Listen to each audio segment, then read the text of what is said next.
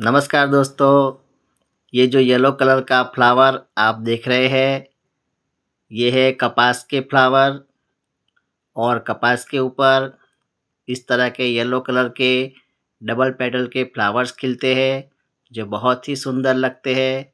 तो दोस्तों, आज की वीडियो में मैं आपके साथ कपास के प्लांट के बारे में कुछ जानकारी शेयर करूंगा और दिखाऊंगा कि कपास के प्लांट पर किस तरह से फ्लावरिंग होती है, फ्रूटिंग होती है और किस तरह से हम इसके ऊपर से रुई को हार्वेस्ट कर सकते हैं।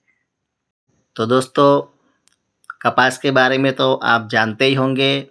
कपास की खेती भी होती है और खेतों में जो प्लांट होते हैं उसकी साइज़ थोड़ी-सी छोटी होती है, लेकिन हमारे यहाँ ये ज़मीन में लगा हुआ प्लांट है और ये इसकी अलग वैरायटी है और इसकी साइज़ बहुत बड़ी हो गई है।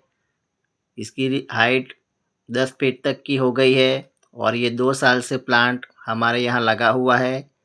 पिछले साल भी इसके ऊपर बहुत ही अच्छी फ्रूटिंग हुई थी और इस साल भी इस प्लांट के ऊपर बहुत ही अच्छी फ्रूटिंग हुई है। तो इस साल भी हमें इसमें से बहुत ही अच्छी रुई मिलेगी।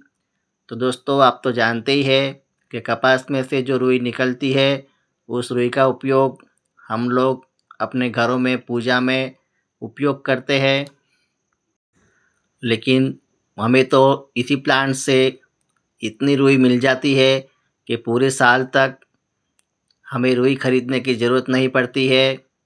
तो दोस्तों, आज मैं आपको इस प्लांट के बारे में सभी जानकारी बताऊंगा।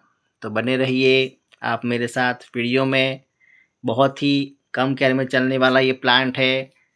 इसको जब पानी इसकी मिट्टी सूख जाती है तभी हम देते हैं और इस प्लांट को फुल सनलाइट की ज़रूरत होती है। तो जितनी ज़्यादा सनलाइट इसको मिलती है, इस प्लांट की ग्रोथ बहुत ही अच्छी होती है। और खाद भी आप जो भी खाद देना चाहे वर्मी कंपोस्ट या गोबर की खाद, आप इसे दे सकते हैं। मैंने भी इसमें 1-2 बार इसमें गोबर की खाद दी थी। तो बहुत ही कम केयर में चलने वाला ये प्लांट होता है। कहीं-कहीं मैंने देखा है कि लोग गमले में भी इस प्लांट को लगाकर ग्रो करते हैं, लेकिन ये ज़मीन का प्लांट है, तो इसलिए ज़मीन में इसकी बहुत अच्छी ग्रोथ होती है। तो दोस्तों, जब इसका मौसम आता है, तब इसके ऊपर इस तरह के येलो कलर के फ्लावर्स खिलते हैं और डबल पेटल के ये फ्लावर्स इस प्लांट के ऊपर बहुत ही सुंदर लगते हैं।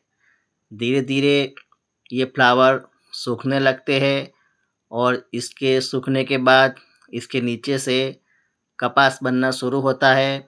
तो मैं आपको इस फ्लावर को हटाकर दिखाता हूँ।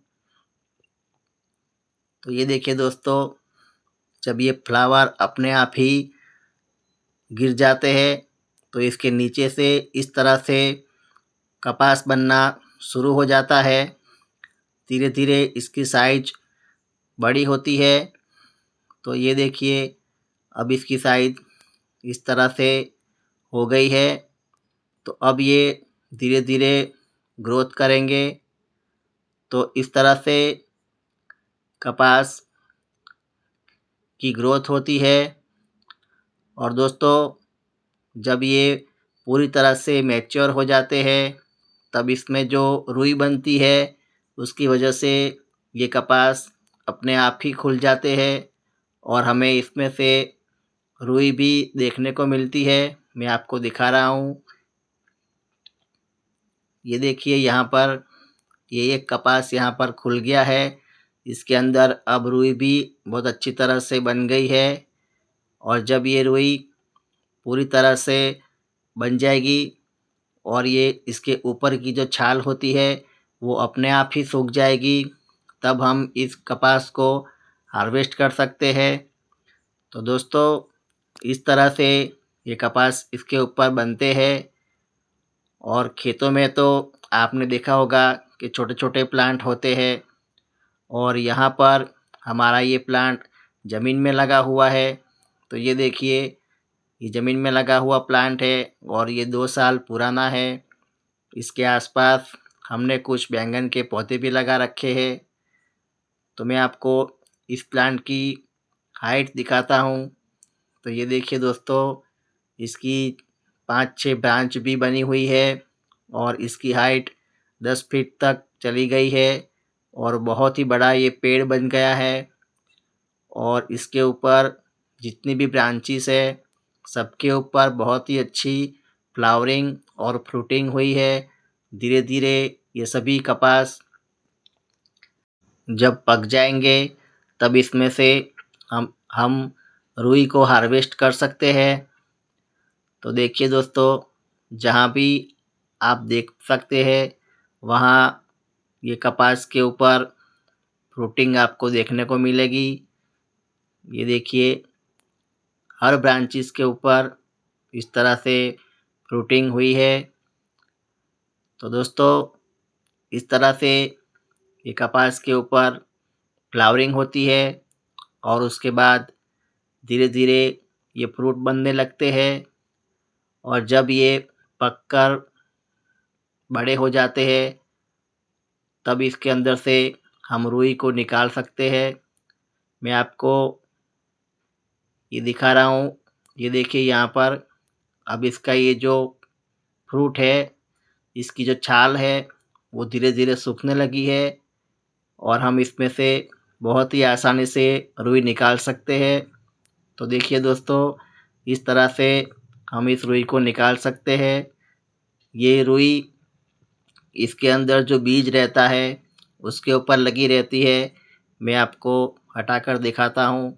तो इस तरह से दोस्तों, हम इस रुई को बीज से अलग करके पूजा में इसका उपयोग कर सकते हैं। और खेत में जो कपास के प्लांट होते हैं, उसके बीज छोटी साइज़ के होते हैं और हमारे यहाँ ये जो कपास लगा है, इसके बीज की साइज़ थोड़ी सी बड़ी है। तो इसलिए ये थोड़ी सी अलग वैरायटी है। तो दोस्तों, यही थी मेरी आज की वीडियो, जिसमें मैंने आपके साथ कपास के प्लांट के बारे में कुछ जानकारी शेयर की है। तो इस तरह से हम रुई को हार्वेस्ट कर सकते हैं। तो दोस्तों, कैसी लगी आपको मेरी ये कपास की वीडियो? तो कमेंट ज़रूर कीजिएगा। बहुत बहुत धन्यवाद।